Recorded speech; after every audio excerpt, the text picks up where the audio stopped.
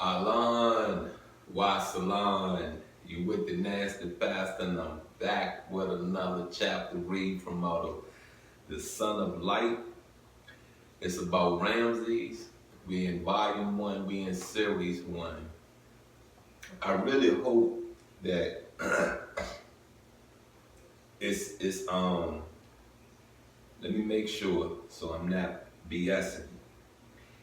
It's 5 series, it's 5 volumes to the Ramses collection. You feel what I'm saying?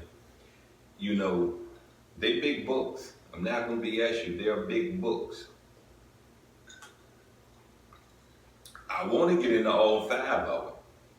I really do. I really want to get into all 5 of them because it's a importance of understanding why we should listen. You get me? Why we should listen. And just maybe if we're getting into all 5 series, you know, we can understand the dad, we could understand the mom, we could understand the brother, we could understand the sister. And if the grandkids in here, you know what I mean? The Ramses went all the way to Ramses the fourth. You get what I'm saying? You got the daddy was Ramses one, the one that went against Moses, that went up against Moses, that's Ramses 2. Then yesterday I was watching a little segment about Ramses 3, and it mentioned something about Ramses 4. Now when you look at the Ramses statues in you know, in Upper Egypt, Upper Kemet, in Africa, it is 4 Ramses. You get what I'm saying? It's 4 statues right there. So I just say this to you once again, you know what I mean? It will give us an understanding. And I say this, if time permit, if my finances don't change, I probably will get into all 5. You get what I'm saying? I probably will, to be honest with you. You know what I mean? It's easy to get an Obama phone, but is it easy to pay for Wi-Fi? You get what I'm saying?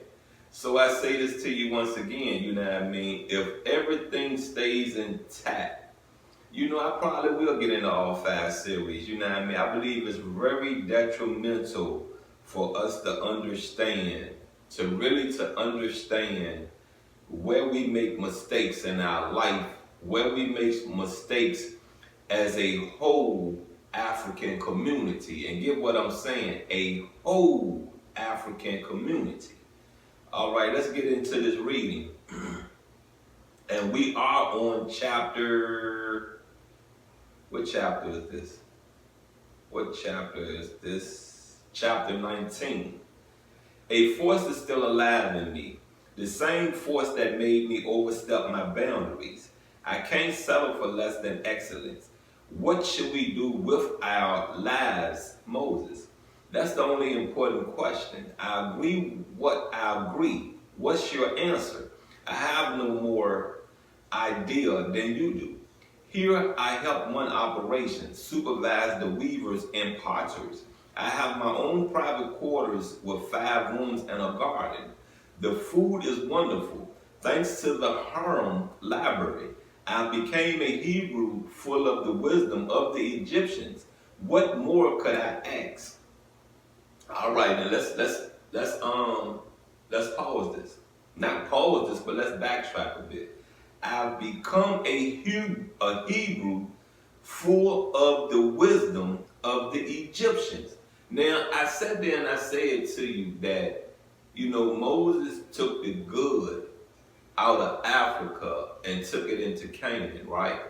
Now, right here, you know, we're not even up to the part of the departure. They still kids right now.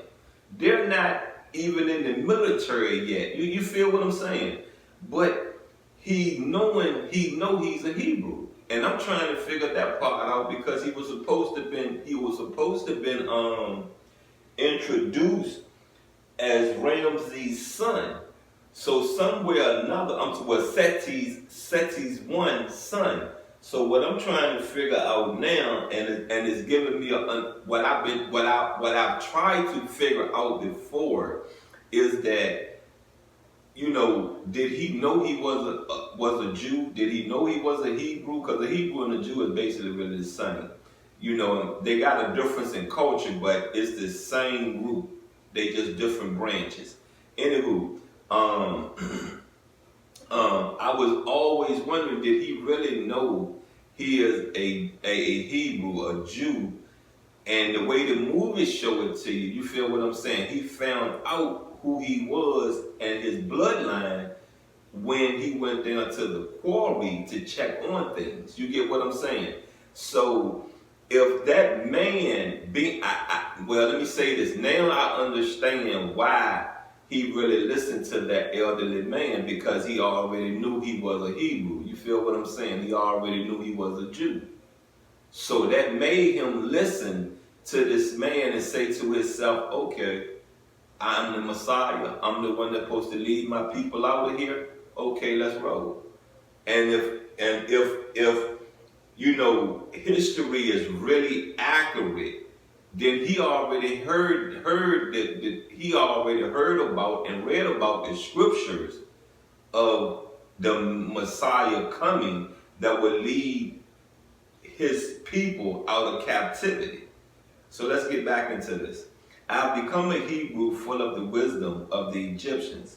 What more could I ask? A girlfriend, Moses smiled. Plenty of women here have found someone. Hold up, let's back this up and hold up. Let's back this up. I've become a Hebrew full of the wisdom of the Egyptians. What more could I ask? A girlfriend. Moses smiled. Okay, so that was Moses talking, and that was Ramses telling him a girlfriend. Cool. Plenty of women here. Have you found someone? Maybe. Who? Do you know I said that? Moses smiled. Plenty of women here? Okay, that's Moses asking Ramses, have you found one? Alright. Do you know I set the fair? Fit for a king. He whistled. I envy you. But why the maybe? She's gorgeous and she's smart. I love being with her, but I can't really say I love her. I thought love would be different. More intense, more. Stop worrying. Live for today. Isn't that the song the harpists sing at our banquets? Moses, have you found love here? I've certainly found lovers, but it's not enough. I feel a fire inside me, the same as you do, a force can't name. Should we stroke the fire or try to forget it's there? We have no choice, Moses. If we try to ignore it, we'll flicker like shadows and die. Do you think that the world is light? Light is in this world. Moses looked up at the sky, in the secret heart of the sun. Ramses made his friend look away. Don't look straight at it or you'll go blind. That's true. You get what I'm saying? I've tried it before and I couldn't see maybe for like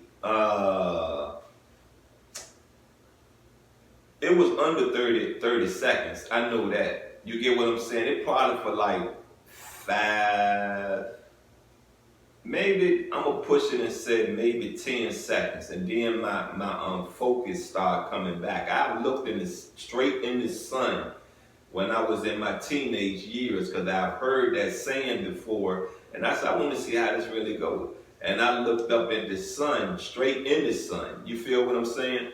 And I couldn't, you know what I mean? I couldn't see nothing. Maybe for a good, like I said, maybe for a good 10 seconds, and then things started refocusing themselves. I planned to find out what's hidden there. A frightened cry interrupted their conversation. They saw two girls fleeing down a nearby lane as fast as their slender legs would carry them. Now it's your turn for a surprise, said Moses. Let's find out what scared those poor girls out of their wits. There are two of my weavers. The prankster was still in plain sight. With one knee bent, he retrieved the snake, admired its dark green skin, and popped it into a sack. Satap, The snake charmer seemed not the least surprised. He answered Ramses' astonished questions, explaining that he was here to deliver snake venom to the Harlem library, his best customer, and it was always a pleasure to spend a few days with Moses. Now they could have a grand reunion, make up for lost time, then go their separate ways again. I've taught Moses a thing or two. Close your eyes, Ramses. When the prince was told to open them again, Moses, steady as a rock, held a thin dark brown wand in his right hand. Not much of a trick, the prince said. Take a closer look, urged Satar. The wand came alive and began to wriggle. Moses let go of a good-sized snake, which Satar quickly recovered. A nice piece of magic and completely natural, a cool head, a steady hand, and you can fool anyone, even a king's son. Teach me to use your magic wand. Why not? The three friends found a quiet fruit grove where Satar could hold climates. Handling live snakes required dexterity and precision. Let's end this reading right there. And you know, there's a lot of things that I've read about, been talked about that I've tried. You feel what I'm saying? I've tried. You know, I didn't feel that it would blind me forever. I was told that it would do what it done. You get what I'm saying? It would take your eyesight for a second. You're not going to be able to see anything. You know, if you look directly in there for a long time, it does, I guess, refocuses your eye glands or what, I forgot what they're called, but it refocuses them to, you know, it's hard for me to explain it, but I'm going to just say this. Like I said, I couldn't see nothing maybe for about 10 seconds, and then things started refocusing themselves. You got what I'm saying? But it's a true fact. You know, that sun is powerful. That sun, them sun rays are very, very powerful. You get it? Very powerful. Now, I'm enjoying this right now. I'm enjoying this read because now we're tapping into a lot of stuff about Moses. And if you really looked at the movie, you know, it shows no woman Moses was with when he was, you know, with the Kemites. You feel what I'm saying? With the Egyptians, with the Africans. It showed no woman he was with. But when he left Egypt, Africa, Kemet, and went into Canaan, you know, he found him a beautiful woman. You get what I'm saying? She honestly speaking, she saved his life for real, for real. You get what I'm saying? And I believe I would have, you know what I'm saying, I would have married the first woman that saved my life too. I'm sitting here dying because I don't know where I'm going. You feel what I'm saying? That's number one. I don't know where I'm going. I'm just traveling. I don't have, what would they call it? I don't have water, food. I don't have none of that with me. Provisions, if that would be the right word. I don't, rations, if that would be the right word. You know, I don't have none of that, but I'm just God puny. You feel what I'm saying? And these women saved his life, and one of them he took as his wife. You feel what I'm saying? So I say this to you again. You got what I'm saying? Was they Arabs? Was they Persians? Or was they Jews? Because they never got that much into detail about it. You get it? Or was they Jews? And I say this to you. They had to have been from the offspring bloodline of Lot. You get me? L-O-T, Lot. His uncle. His great uncle. You get it? Look, I say this to you. We're going to keep on forging through this book. We're going to keep on getting a little insight. We're going to keep on trying to make this Kemetic culture beautiful. I'm out in LA.